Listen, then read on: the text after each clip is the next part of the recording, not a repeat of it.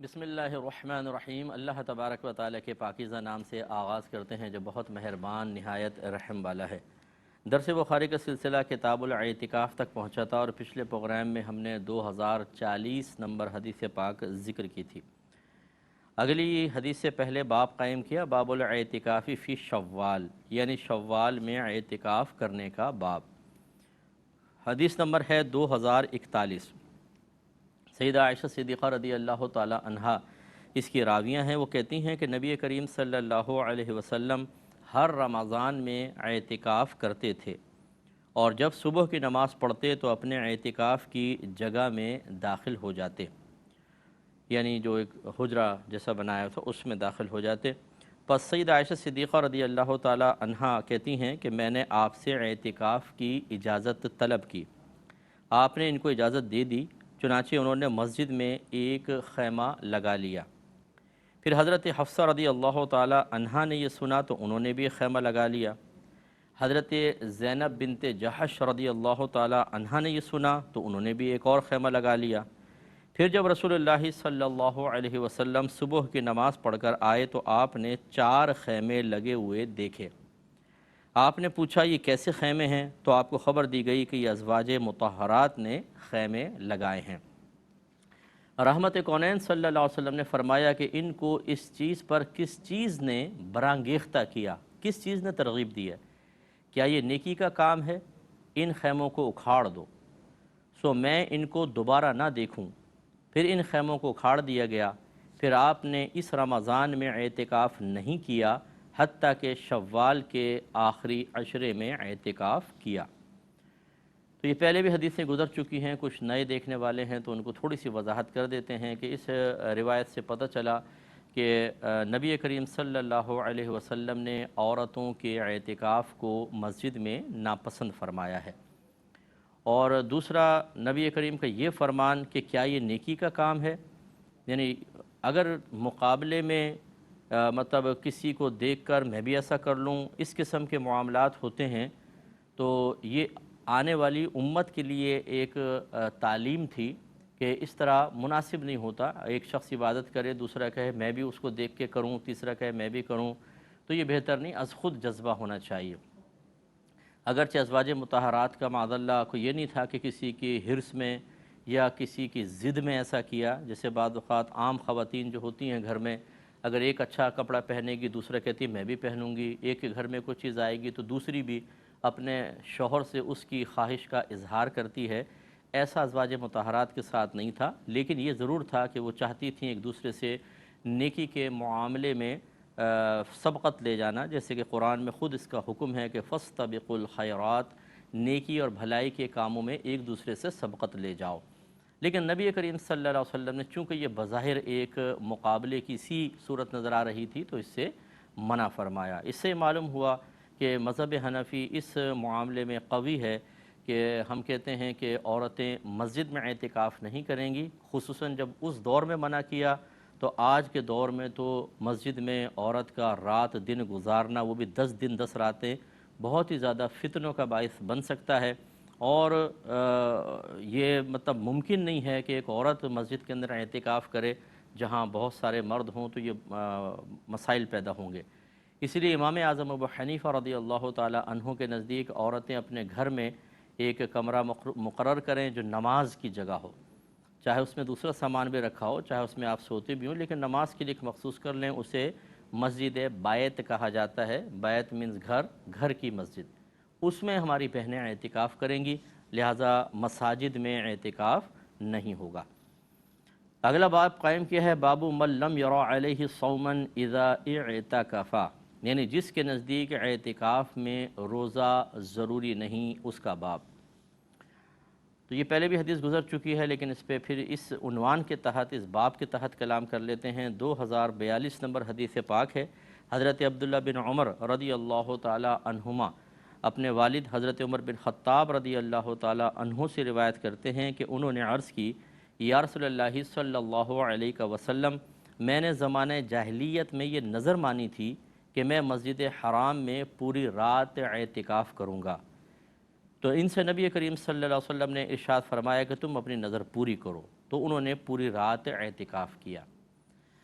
جیسے کہ پہلے میں نے عرض کیا تھا کہ اعتکاف کی 3 قسمیں ہوتی ہیں۔ ایک اعتکاف وہ کہ آپ نے منت مانی ہو، دوسرا وہ جو رمضان کا 10 دن کا آخری عشرے کا اعتکاف ہوتا ہے، یہ تو منت والا واجب ہو جاتا ہے، اور وہ جو رمضان والا ہے وہ سنت مؤکدہ علی الکفایہ ہوتا ہے۔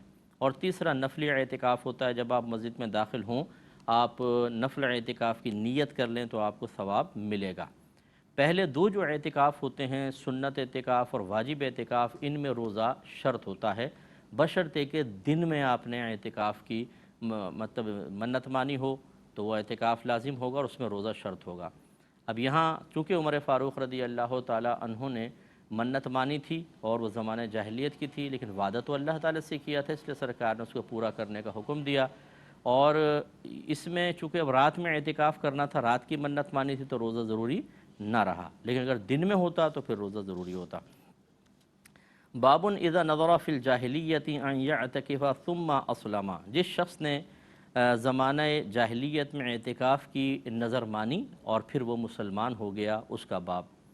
2043 نمبر حدیث پاک ہے، حضرت عمر فاروق رضی اللہ تعالیٰ عنہ ہی اس کے وہی راوی ہیں۔ حضرت عبداللہ بن عمر اپنے والد کے بارے میں بیان کر رہے ہیں کہ حضرت عمر فاروق رضی اللہ تعالیٰ عنہ نے زمانہ جاہلیت میں مسجد حرام میں اعتکاف کی نظر مانی، اور عبید کہتے ہیں، یہ پیچھے ایک راوی ہیں، عبید کہتے ہیں کہ میرا گمان ہے کہ انہوں نے پوری رات کا ذکر کیا تھا، تو ان سے رسول اللہ صلی اللہ علیہ وسلم نے فرمایا کہ آپ اپنی نظر کو پورا کریں۔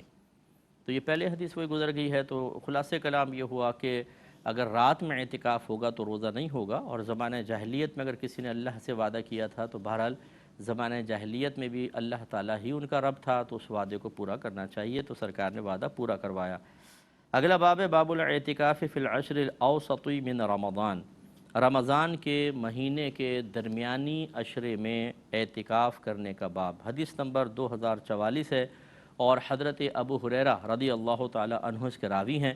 وہ کہتے ہیں کہ نبی کریم صلی اللہ علیہ وسلم ہر رمضان میں 10 دن اعتکاف کرتے تھے، بس جس سال آپ کا وصال ہوا اس سال آپ نے 20 دن اعتکاف کیا، یعنی درمیان عشرے میں بھی کیا اور پھر آخری عشرے میں۔ ایک بزرگ تھے، وہ بہت زیادہ عبادات اور ریاضات کرتے تھے اور بہت ہی بوڑھے ہو چکے تھے، تو کسی نے کہا کہ حضرت آپ نے اتنے طویل عرصے تک عبادت اور ریاضت کی ہے، اب بڑھاپے میں تو تھوڑی سی تخفیف کر لیں، کمی کر لیں۔ تو آپ نے ارشاد فرمایا کہ یہ بتاؤ کہ جب گھڑ دوڑ ہو رہی ہو اور گھوڑا بالکل آخری یعنی فنیشنگ لائن جس کو کہتے ہیں وہاں تک پہنچ چکا ہو، تو گھڑ سوار اس کی رفتار کو ہلکا کر دیتا ہے یا تیز کرتا ہے؟ تو سامنے والے نے کہا جی تیز کرتا ہے، وہ پوری کوشش کرتا ہے کہ میں جیت جاؤں۔ فرمایا بس یہی تیری بات کا جواب ہے۔ خلاصہ کلام یہ ہے کہ جب جسمانی اعضاء ساتھ نہ دیں، بیماریاں وغیرہ ہوں، وہ تو ایک شرعی مجبوری ہے، لیکن اگر ایسا نہ ہو تو انسان کو چاہیے کہ جیسے جیسے زندگی اسے بظاہر ختم ہوتی محسوس ہو، وہ زیادہ سے زیادہ نیک عمل کرے، کیونکہ اس کے بعد پھر نیکیوں کا موقع نہیں ملے گا۔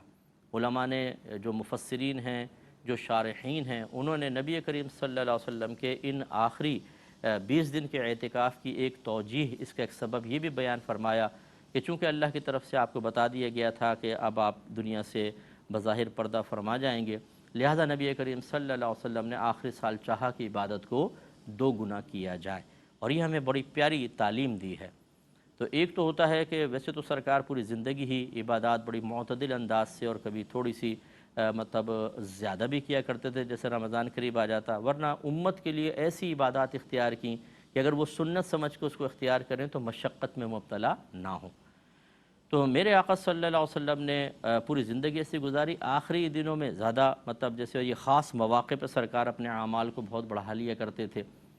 تو یہ ایک تعلیم بہت اچھی ہے، اس میں ہر شخص کو یہ غور کرنا چاہیے۔ اب یہ نہیں ہے کہ جو میں نے باتیں کہیں تو ہم کہیں چلو ذرا بڑھاپے کی دہلیز پہ قدم رکھیں پھر دیکھو میں کیا کرتا ہوں، تو یہ مطلب کہنے کا نہیں ہے، اس میں تو زیادہ کرنا ہی چاہیے، لیکن اس سے پہلے بھی جو انسان اپنی موت کو بہت نزدیک دیکھتا ہے، وہ سمجھتا ہے کہ اللہ تبارک و تعالیٰ نے موت کا وقت معین وقت پوشیدہ رکھا ہے، یہ نہیں پتہ کہ یہ میں جو بیان کر رہا ہوں اس کے بعد مجھے دوسرے بیان کا موقع ملے گا کہ نہیں، اور آپ جو سن رہے ہیں آپ میں سے کتنے لوگ اس بیان کو سننے کے بعد اگلے بیان تک زندہ رہیں گے یا اگلے دن تک زندہ رہیں گے، کچھ معلوم نہیں۔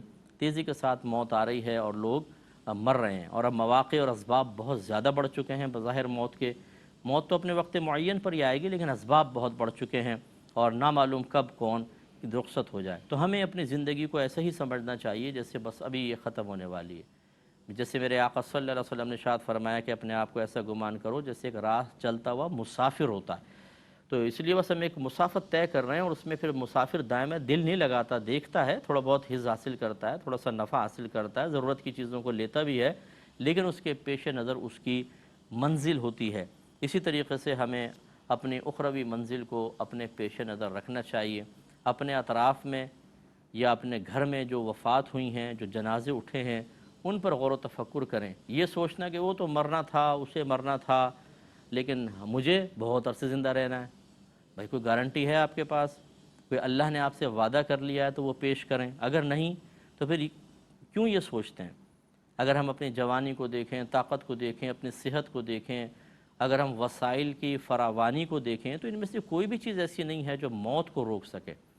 ان چیزوں پر اعتماد کر کے یہ سمجھنا کہ شاید میں موت کو دھکیلنے میں کامیاب ہو جاؤں گا، یہ بے وقوفی کی بات ہے۔ اس لیے مختصر سی زندگی ہے، اس میں ہمیں نیک عمل کرنا چاہیے، اور یہ تو کسی پر پوشیدہ نہیں ہے۔ خود ہم اپنی حالت دیکھ لیں کہ جو مرے ہیں کتنوں کو ہم دعاؤں میں یاد رکھتے ہیں، اور کتنوں کی قبور پر جاتے ہیں، عیدین تک پر نہیں جاتے ہیں، بعض اوقات تو بھول بھال گئے بس۔ تو آپ کو اور ہمیں کیا خیال ہے کہ ہماری قبر کو مزار بنا لیں گے، اس پہ چادر چڑھائیں گے روزانہ؟ اس پہ تھوڑا سا غور کرنا چاہیے کہ جس طرح کا رویہ ہمارا اپنے مردوں کے ساتھ ہوتا ہے، ایک دن ہمارے ساتھ بھی ہوگا۔ تو اگر کسی نے نیک عمل نہیں کیا اور ویسے ہی وہ دنیا سے رخصت ہو گیا، کون آئے گا خبر پہ؟ خود نیک عمل کر کے نہیں گئے، جو پیچھے چھوڑے ہیں ان کو اس قابل ہی نہیں بنایا کہ وہ ہاتھ اٹھا کر دعائیں کریں ہمارے لیے۔ تو نتیجہ کیا نکلے گا کہ خواری ہے آخرت میں۔ اللہ نہ کرے کہ ایسا ہو، لیکن بظاہر ہم اپنے ساتھ جو دشمنی کر رہے ہیں، جو ہم نے خود اپنے ساتھ ایک ظالمانہ رویہ اختیار کیا ہوا ہے کہ گناہوں میں اپنے آپ کو صرف کرنا، اللہ تعالیٰ کی عبادات کو بوجھ سمجھنا، اور سمجھانے والوں کو مصیبت تصور کرنا، کوئی اگر نصیحت کی بات کہے تو چڑچڑا ہو جانا، غصے میں آ جانا، اور اس کو مذاق کا نشانہ بنا کے اس کو رد کر دینا، کس کا نقصان ہے؟ تو یہ ہم اپنے ساتھ خود ظلم کر رہے ہیں۔ ظلم کا نتیجہ پھر اللہ نہ کرے کہ موت کے وقت اور مرنے کے بعد اور پھر میدان محشر میں دیکھنا پڑ جائے، بھگتنا پڑ جائے، اس لیے سمجھنا چاہیے۔ اگلے باب کی طرف آتے ہیں۔ باب من اراد ان یعتکف ثم بدا له ان یخرج، جس نے اعتکاف کا ارادہ کیا پھر اس نے اعتکاف کو ترک کرنے کا ارادہ کر لیا، یہ اس بات کا پھر اس کے لیے ظاہر ہوا کہ وہ بس باہر نکل جائے۔ 2045 نمبر حدیث پاک ہے، حضرت امرہ بنت عبد الرحمن نے حدیث بیان کی کہ سید عائشہ صدیقہ رضی اللہ تعالی عنہا بیان کرتی ہیں کہ رسول اللہ صلی اللہ علیہ وسلم نے ذکر کیا کہ آپ رمضان کے مہینے کے آخری عشرے میں اعتکاف کریں گے، یعنی سید عائشہ کے سامنے اپنے ارادے کا اظہار کیا۔ تو حضرت عائشہ صدیقہ رضی اللہ تعالی عنہا نے آپ سے اعتکاف کرنے کی اجازت طلب کی، آپ نے ان کو اجازت دے دی، اور حضرت حفصہ نے حضرت عائشہ صدیقہ رضی اللہ تعالی عنہا سے اجازت طلب کی، تو حضرت عائشہ نے ان کو اجازت دے دی۔ پھر جب حضرت زینب بنت جحش نے یہ دیکھا تو انہوں نے بھی خیمہ لگانے کا حکم دیا، بس ان کا خیمہ لگا دیا گیا۔ سید عائشہ صدیقہ رضی اللہ تعالی عنہا بیان کرتی ہیں کہ جب رسول اللہ صلی اللہ علیہ وسلم نماز پڑھ کر اپنے اعتکاف کی جگہ لوٹے تو آپ نے ان خیموں کو دیکھا، تو آپ نے پوچھا کہ یہ کیا ہے؟ لوگوں نے عرض کی یہ حضرت عائشہ، یہ حضرت حفصہ اور یہ حضرت زینب بنت جحش رضی اللہ تعالی عنہن کے خیمے ہیں۔ تب رسول اللہ صلی اللہ علیہ وسلم نے ارشاد فرمایا کہ کیا انہوں نے اس سے کسی نیکی کا ارادہ کیا ہے؟ میں اب اعتکاف نہیں کرتا۔ آپ واپس چلے گئے۔ پھر عید الفطر کے بعد آپ نے شوال کے 10 دن اعتکاف کیا۔ اس کی وضاحت پیچھے گزر چکی ہے۔ جن بھائی بہنوں کو نے ابھی جوائن کیا ہے اور اس سے پہلے کے پروگرام نہیں دیکھے تو وہ تھوڑا سا اسی پروگرام کو شروع سے دیکھ لیں تو انشاءاللہ آپ کو ملے گا، اور پھر آپ ذرا اگر آپ اگلے کوئی پروگرام دیکھ رہے ہوں تو پچھلے پروگرام دیکھ لیجئے گا، انشاءاللہ آپ کو مل جائیں گی اس کی وضاحتیں۔ باب المعتکف یدخل رأسہ البیت للغسل، معتکف اپنے سر کو دھونے کے لیے گھر میں داخل کرے، اس کا باب۔ 2046 نمبر حدیث پاک ہے، سیدہ عائشہ صدیقہ رضی اللہ تعالی عنہا بیان کرتی ہیں کہ وہ نبی کریم صلی اللہ علیہ وسلم کے کنگھی کرتی تھیں، اور اس وقت وہ ایام مخصوص میں تھیں، اور نبی کریم صلی اللہ علیہ وسلم مسجد میں معتکف تھے، اور سیدہ عائشہ صدیقہ رضی اللہ تعالی عنہا اپنے حجرے میں تھیں، اور آپ ان کے پاس اپنا سر داخل کر دیتے تھے۔ اس پہ یہ وضاحت ہو چکی ہے کہ معتکف بغیر شرعی ضرورت کے باہر نہیں نکل سکتا، تو بال بنانا چونکہ کوئی شرعی حاجت میں نہیں آتا، اس لیے اس کے لیے سرکار باہر تشریف نہیں لے گئے۔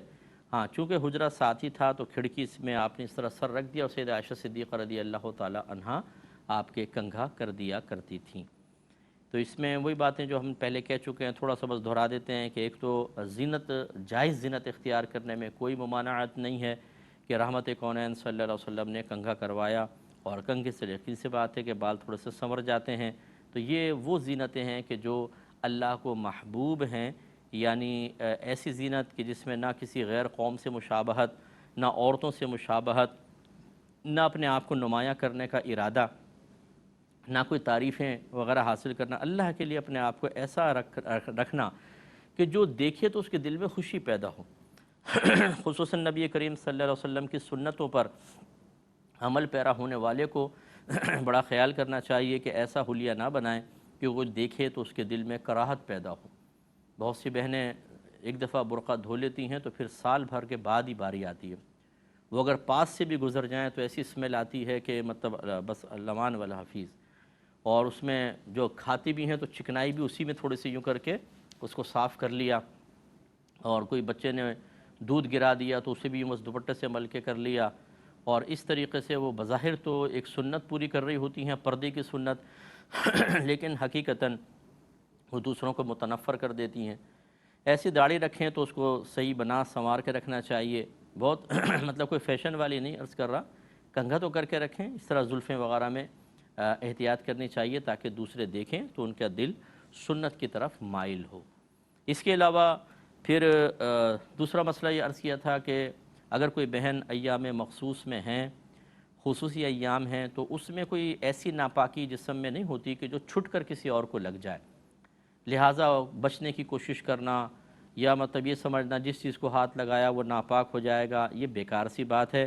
رحمت کونین صلی اللہ علیہ وسلم حالت اعتکاف میں ہیں، مسجد میں ہیں، اور سیدہ عائشہ صدیقہ رضی اللہ تعالیٰ عنہ کنگھا کر رہی ہیں، تو لازم بات ہے کنگھے کو بھی ہاتھ مس ہو رہا ہے، سر پر ہو رہا ہے، بالوں میں ہو رہا ہے۔ اگر یہ ایسی نجاست ہوتی کہ چھٹ کر لگتی تو پھر نبی کریم صلی اللہ علیہ وسلم کیوں ایسا کرتے؟